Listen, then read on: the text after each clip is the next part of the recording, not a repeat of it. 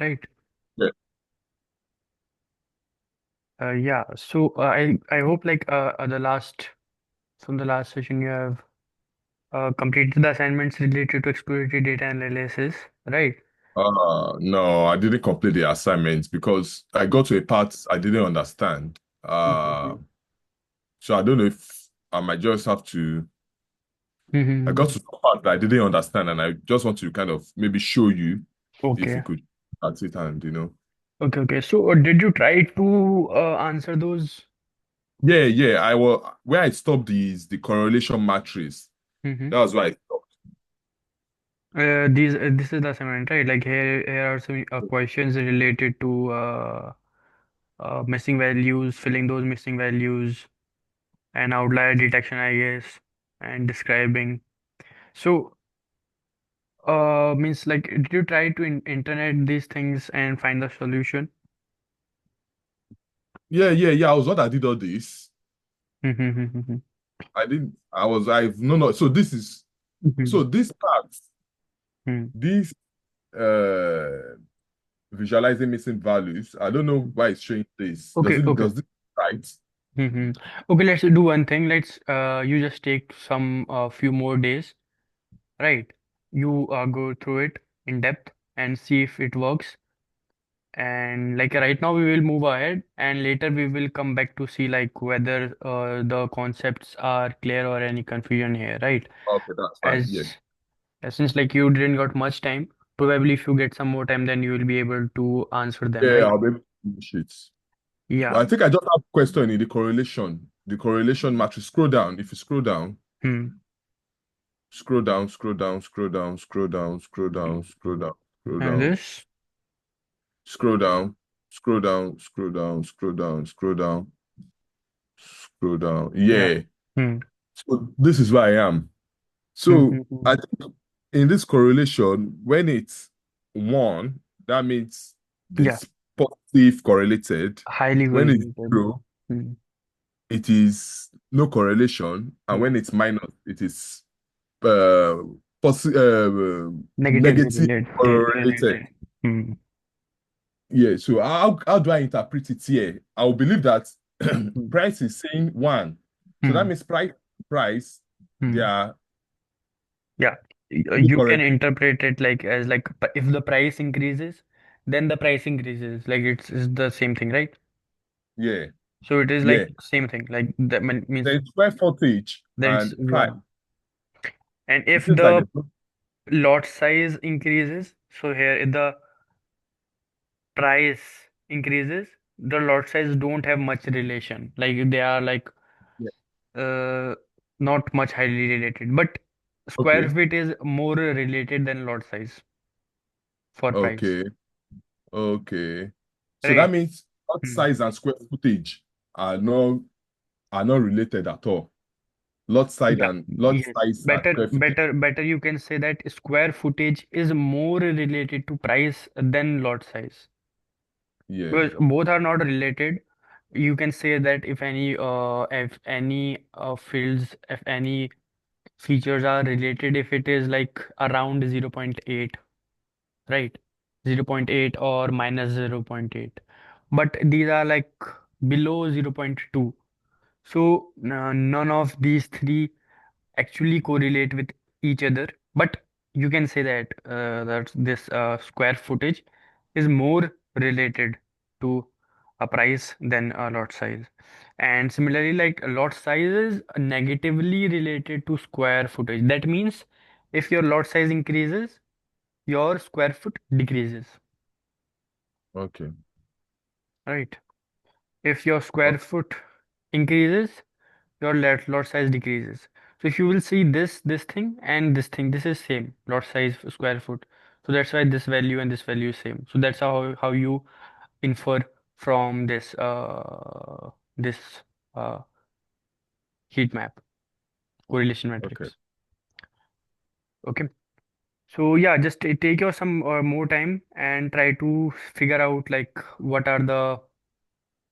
can be the possible solutions. Yeah. And yeah, and you can add the comments like this, right? Yeah. Scroll down, scroll down. I think scroll down. Hmm. I think the aggregation. because I spoke, yeah, group and aggregation. This is a very big thing I Hmm. need to learn. I didn't even know it was part of the task, but yeah, it's a very big one.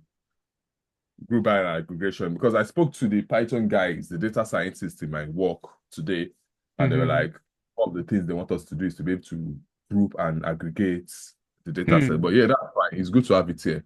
Yeah, like I have included all the important concepts, right? And I also like don't want to give a more time on such like more time on these concepts because like we have many other concepts to do as well.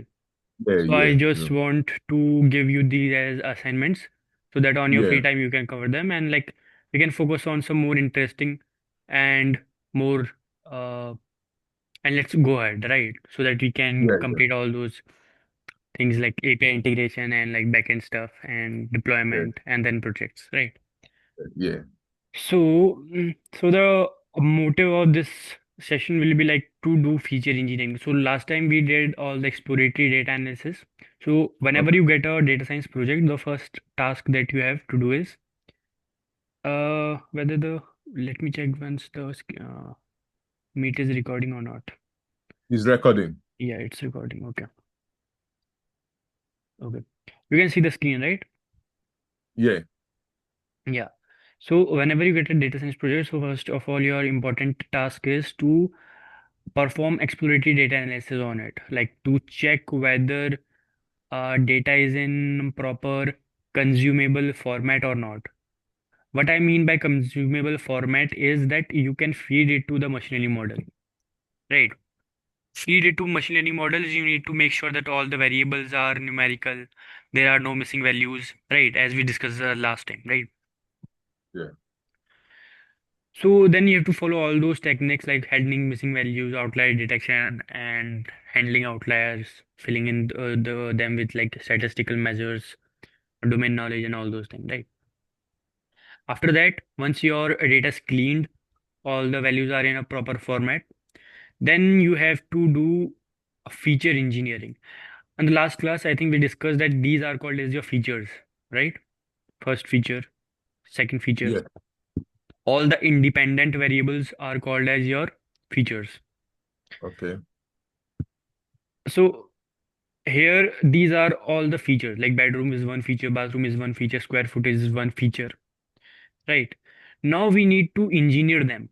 What I mean by engineer them is like how Do to, you have your notes? Are you jotting it down, the notes you used to use? yeah, That note. should I do that? Yeah, yeah, yeah, yeah. Yeah, okay. Because Give I me. don't want to be jotting down over here because if I'm Mhm, jotting down, I won't listen to what you're doing. But if you're jotting down on that note, then I mhm, can just be looking at what you're doing.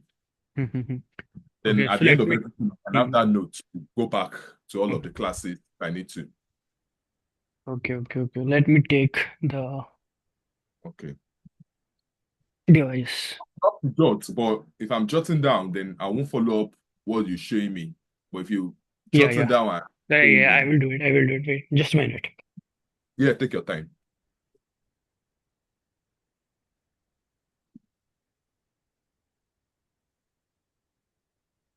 Yes, I got the thing.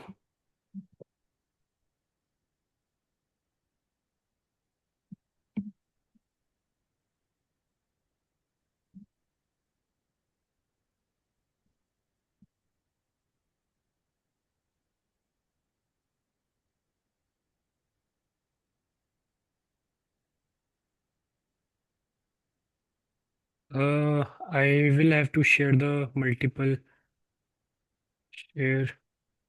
Hello. Yeah, Yeah, okay. So let me open that Notes app.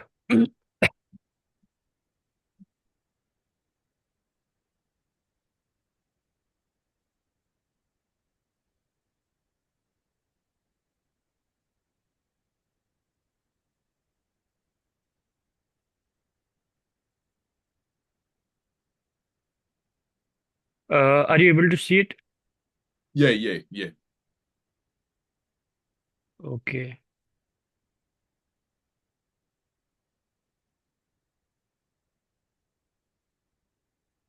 Yes. So we have this our notes that we were here last time, right? So let me see like what we did like we discussed like predictive modeling, domain knowledge, statistical approach for handling missing values, right? So basically we saw like what is missing value, handling missing values, but we didn't perform any of these, right? So let's just quickly see like also we discussed like what are the fine tuning. I think you talked about that LLMs, right? Yeah, So okay, so we will see like how the LLM are called. Maybe I will try to do this in today's sessions and let's try to. I think you know the usage of API, yeah, yeah, but like how API is hosted in a server that you needs yeah, to be shown to you. yeah. I need to know how to build it. I understand what API Ah, is, but I need to know how to build it. Maybe using ah, Swagger UI, how to build it. But I yeah, understand how it yeah, works. yeah, yeah. You call the Swagger API, so let me show you like one of our some of our APIs that we are built. So Okay. one is like for mm, mm, mm, mm, mm, mm, mm, mm.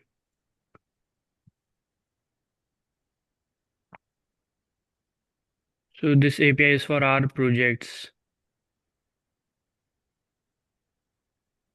This thing right here. This is the API that we have hosted, and these are the endpoints. Yeah, yeah, yeah. Fast API. Yeah. So using this, I can demo. I can show you like how to build these APIs, and here from here you can hit them and get the values from them. That's fine. When we get there, yeah, I think it's that's fine. Let's just continue with this feature engineering. Yeah. Ha, ha, ha, ha, ha. Yeah, that was one of our project that we were doing currently. So I thought of Yeah. showing you since you said that's Swagger API. Yeah, yeah. I'll be interested in it. Like I would like to do a lot of projects Hmm, with you hmm, guys. hmm, Once you finish teaching me, at least I want to do like maybe 4 projects that I can put on my CV or three hmm, projects. Like after you finish teaching me, then hmm, hmm, take hmm, home hmm, group. hmm. Sure, Just like mentor. also like if you are interested, highly interested, I will try to involve you in some of our Yeah, yeah, initiatives. Then like yeah. we can see like how it goes, Yeah, yeah. I'm very interested. right? So basically, let's try to understand like some of the feature engineering concepts. Yeah, Then we have some more thing to do, but let's focus them on later. Like so, to perform this feature engineering, you basically needs to have some variable, some features, right? So here we have created this dummy data. So basically, when you don't have the data, suppose say like if you are building a chat system that have some knowledge that you have don't have access to, right? Or the some knowledge that you is not available to you, right? yeah, So what you do is you try to generate some synthetic data, right? So basically, the what you will see that in my research paper as well. Like we were not having the enough data set for yeah, performing our experiments.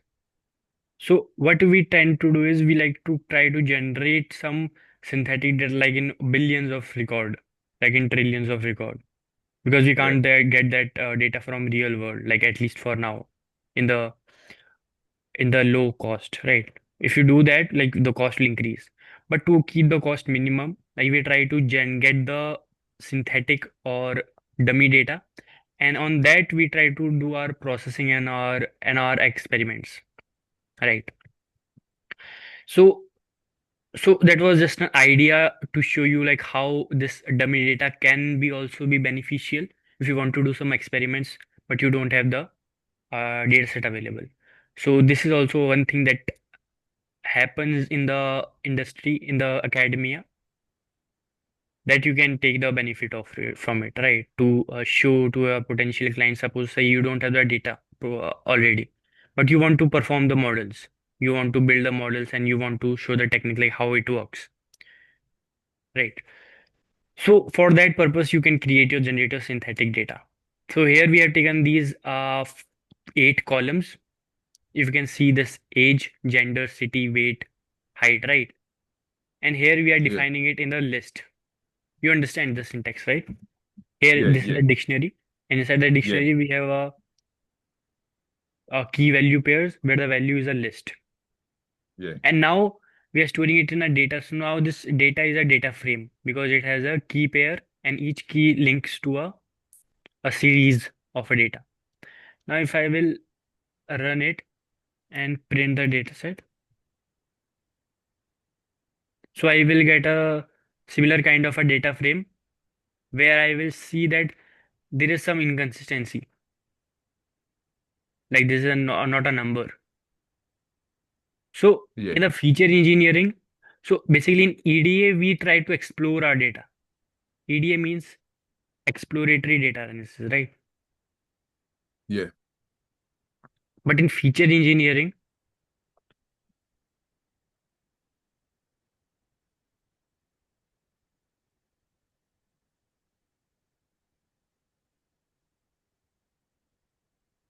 we try to like to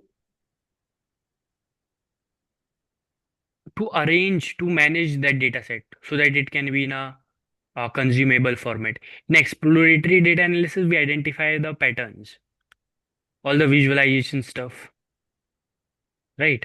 And seeing like how many missing values are there, what are the outliers. But actually, all those handling, like replacing values and manipulating the data frame, happens here. So first part is your EDA, then comes your feature engineering, then comes your visualizations. And from here you draw some insights. Okay. Yeah. So let's see. So we have a function here, Python pandas. So now this df is a pandas function. Hope you know that. Yeah. And now here we will say that this column, we need to fill it from age with the median, right?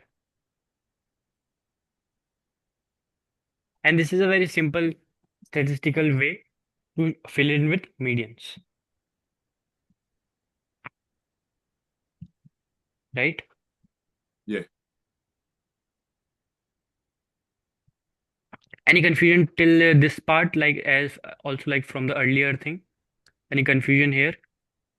Like all this numerical values. So all these things come under feature engineering, okay? This convert into Yeah. numerical format, handling missing values. So you should know like this feature engineering part. So you should know Yeah. the difference between like EDA when EDA is used, when feature engineering is used, right? EDA Yeah. is about asking Feature questions. engineering, I think feature engineering is about getting the features that we need for our model, getting them ready Hmm, to load into the model space. I think it's just more like we've got a lot of data sets, but right, we're not using a lot of the data set as features. So choosing the right. features, selecting the features we need, cleaning them, making Wait, sure that wait. Yeah, wait. Just a clear boundary we need to draw between choosing the data, right? So you said one good thing that you need to prepare your features. That is a valid point. Prepare your features for model training,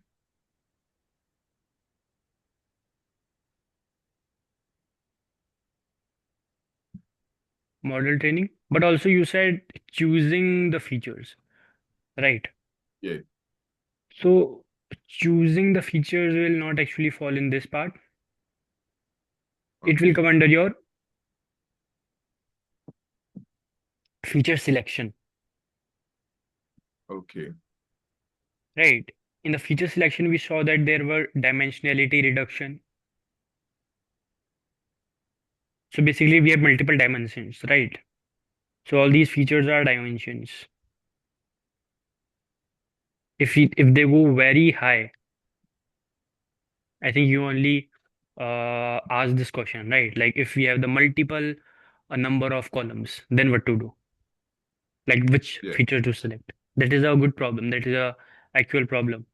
So for that, we have a complete separate process, feature selection, like to identify which features are important. There, this this a correlation table is very useful to see which columns are correlated, right? okay, And and to combine all the correlated columns, right? Then there are some techniques, then there are some ways that you do that comes in your inside your feature selection, dimensional reduction. We may see that I think in the next class or like in the further upcoming sessions. Like how do we Okay. combine those features? So basically, they are principal component analysis. They are encoders and decoders. Let Okay. me just give you a theoretical concept. Like we can dive into it with the code later. Like there are decoders, sorry, encoders and decoders.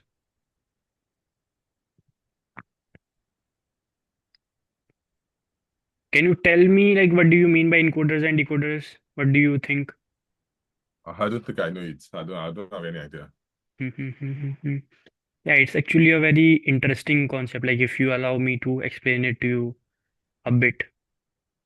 Yeah. Go ahead, please. Um, yeah. So see, what the basic our problem is to reduce the number of columns, right? So this is x1, x2, x3, x4, x5. Now we want to merge this. Suppose these are like 500. Suppose say we want to merge these five columns into a single column, right? So what should be this function, right? So we need to get this function so that we get a one value, right? So basically there will be x1, comma x2,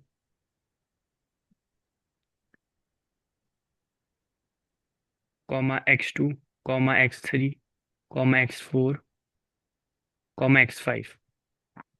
And we need to encode it. We need to write a code or maybe a mathematical equation, right? Not a code, but mathematical equation so that we can get a one variable. This is a five variable, five featured. Now we wanted this to be a one variable. So we can get a mathematical equation. Suppose you may say x1 plus x2 plus x3. So this will be a mean, right? x4 plus x5. So this is can be a very simple thing, but it can be anything plus 5. It can be anything like it can be 2x plus 3x plus 0.1 x3, or we may not take x4 or x5 and it will be like upon 4. It will give you a value x, x, right? But now how you will tell that this x is accurate? How will you tell this is accurate or not? I have no idea, to be honest. Hmm. Yeah, I just want you to think like if you Oh, can think. yeah, the correlation. We look at the correlation if it's is it zero or Mm. minus one or one. That can be a thing, but what we will be trying is we will be trying to use encoders and decoders, right? So this thing will be called as your encoder, Okay. right? So to here you encoded it to one value, right? Now you Yeah. will decode it to get back these values. So then only you will say that this is accurate or not, right? If after it decoding it, you get a values, five values that are similar to our original value. Okay. Basically, we are converting from 5 to 1 and then from 1 to 5, Yeah. right? So this is your dimensionality reduction. Did you got the Yeah. Yeah. Yeah. intuition here? Like, see, now in a machine learning model, you will feed this one column, but it will do the job for five column. Okay. In a one computation, you are doing the job for five columns. Okay. But this should be accurate, right? This value should be also be able to come back to the five columns again after decoding, right? Okay. So So how you will do, like here this was a fx, now we will have a gx. So this gx, what this gx will do is, suppose this can be a value like gx. So for fx this was the function here. This was the function, suppose that 2x plus 3x plus 0.1x upon 4 is equals to capital Yeah. X. Now for decoder, so this was our encoder function. For decoder, we will have another function gx, that will be, suppose gx is equals to your x. So here we have a capital X, right? And after the decoding, how many values will be there? Can you tell me? Three values. The five values, sorry, Five five. values, exactly. So we Yeah. will be having five values, x1, x2, x3, right? So this formula can be anything, but like this gets optimized by the model, by the techniques, right? As we talked earlier as well, like similar to these techniques that we show that we saw here, like how this gets optimized, right? Similarly, these numbers also get optimized after the some computation. And suppose we got this value to be 2x. So your first value will be 2x, second value will be 1.5 capital X, third will be 0.5 capital X, third will be like 3x, suppose, and fourth will be like 1.5x. Now this is how you will get this, how this is how you will decode this value back from a single variable to the multivariable. Like now after this computation, you will get, suppose this x value was 2. So after doing the computation, this will be 4. 1.5 into 4 into x will be your, this was 2, right? Yeah. So this will be a 3. This was your x, 0.5 into x. So this will be 1 x, and this will be a 1.5.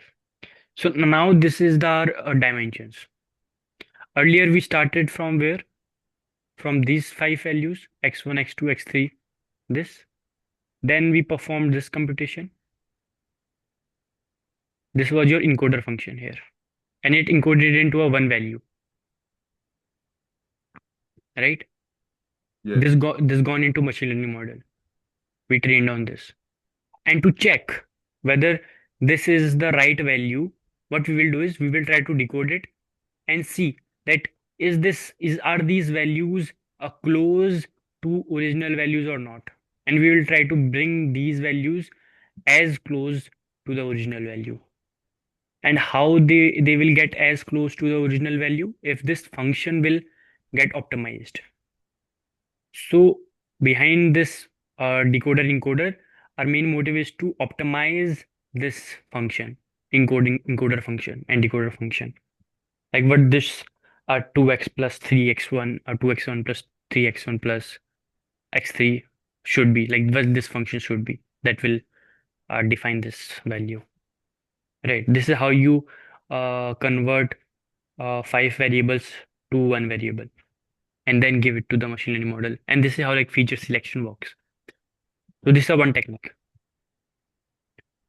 Hope that makes sense. Uh, Can you I would continue? say it makes sense in terms of I understand what you now mean by encoding and decoding.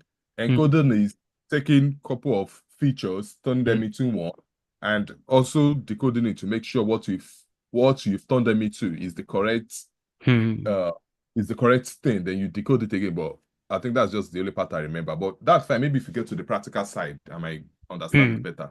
hmm. Yeah, in practical side, you don't have to worry about the mathematics. Yeah. So I think at 10 minutes will be left. I will share you the meeting link again later. So in the practical part, like the mathematics, you don't have to handle. It will be handled by the program itself, like the libraries itself. So, Yeah, but yeah, I it is understand. better to get the a little bit Okay. of mathematics, but then it again it don't matter much.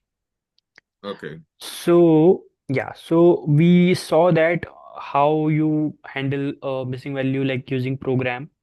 So this is a Python function. So in this Python code, Here you pass your variable and say this function, and you tell here what is the technique, like what is the way, or like what is the way to fill in these missing value. Like here you choose mid median. Okay. Now Yeah. suppose you want to add another feature here in your data frame. You are getting some real time real data from some source, and you want to add that onto your data frame. Right. Suppose this was your data set, and now you are getting some column. Suppose say age group. You had age, gender, city, weight, height, income, expense, purchase date, and now you are getting age group from somewhere. Say earlier you don't have it, but now you are getting it. So in Python, you need to have a function to handle that, right? To capture that data set and to fill that in the respective column. So that needs to be done, right? So for that you have a function that is a dot cut, and it has some attributes like labels. Like these are the four labels: teen, young, adult, seniors. Right? This can be any values that you can that you want to define. But for dummy data, like we are taking this value, right? So this age group will be defined here as bins, right? So what this bins does is it will segment this. So it has segmented this age group, this age column here into four groups. So this four groups, are you able to see it? Yeah. And these four age groups are like from 0 to 18. Okay, one group, 18 to 35, second group, 35 to 60, third group, 60 to 100, fourth group. Okay, so that's why it is named as bin. So this is the attribute of pandas cut method. So here you, if you will see that, here it is written when cut. Yeah. Use cut when you need to segment and sort data values into bins. This function is also useful for going from a continuous variable to a categorical variable. Cut will convert age to groups of age range, Hmm. support an equal number of beta. Okay, Hmm. yeah. Okay. So are you saying that if the age is from 0 to 18, Hmm. teen, Hmm. from Hmm. 18 to 25, Hmm. young, from Hmm. 35 to 50, Hmm. adults, and Hmm. from Hmm. Hmm. Hmm. 50 to 100, senior? Hmm. Hmm. Hmm. Okay, Hmm. Hmm. okay, yeah, Right. yeah, So we need to do that. So now in this age group, this value will be going. Right. In the age group, we will check whether the this age is like from 18, 0 to 18. If it is 0 to 18, it will be teen. If it is 18 to 35, it will be young. okay, 18 to 35, right? Then from okay. 35 to 60, it will be 35 to 60. This will be adult. After 60, there will be seniors. I think there is no senior. No, Okay. not senior. Yeah,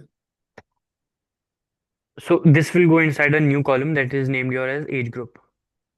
okay, Right, and there will be another column that will be named as your BMI. Suppose say now this is very important feature here. Now this is very important technique. Suppose say you have some columns, these are not useful. But what is useful is the some, difference between columns. yes, the difference between columns.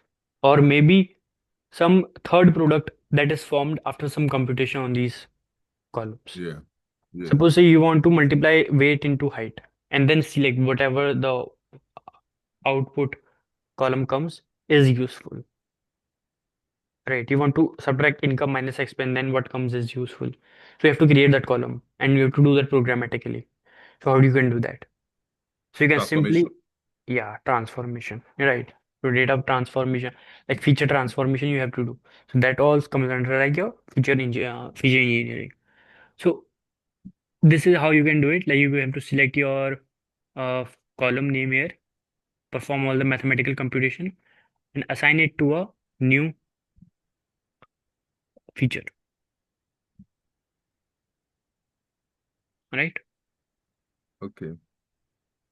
I think it's straightforward. Again, I will share you this Yeah, that's fine. notebook That's so fine. that you, if you want to change any value, you can do it. That's fine. Well, let me do it here itself so that I don't forget it.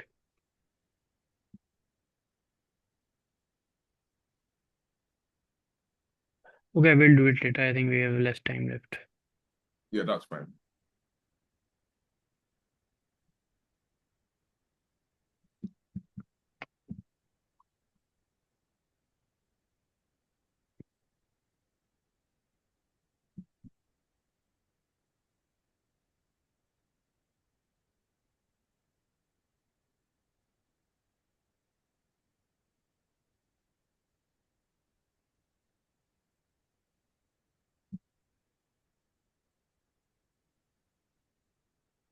Hmm. So here we are. So now is our important topic like label encoding. Like you saw that, right? Like we need to convert categorical names to numbers. Right? Like you have in this data frame you have male and female. But you can't feed in the male and female like directly to the model. Right? Yeah. So now what you do is you have some other many different techniques, but we also have a label encoder. Like as we discussed here, I think. Yeah, one hot encoding and the other was label encoding. Okay, so let me also show Okay. you how it works. Label encoding.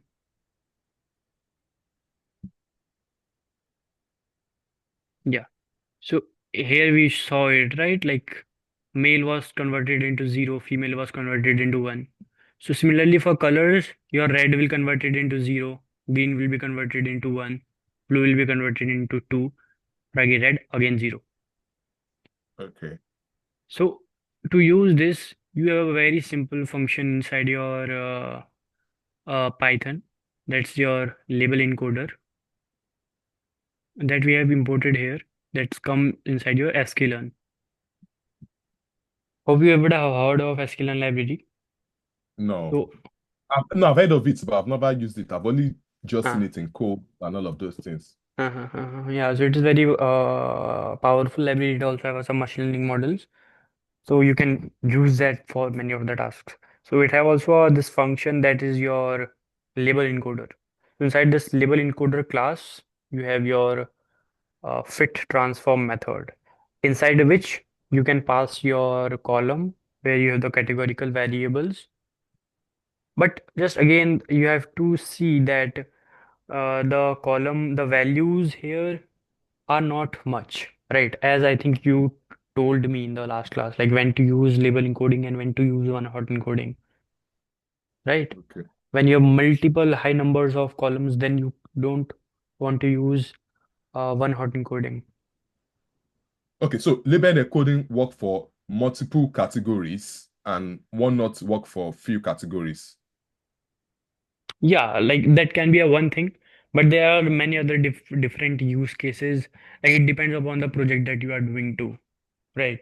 Okay. Like if there are like multiple columns, then one hot encoding will be challenging to manage all those columns. Okay.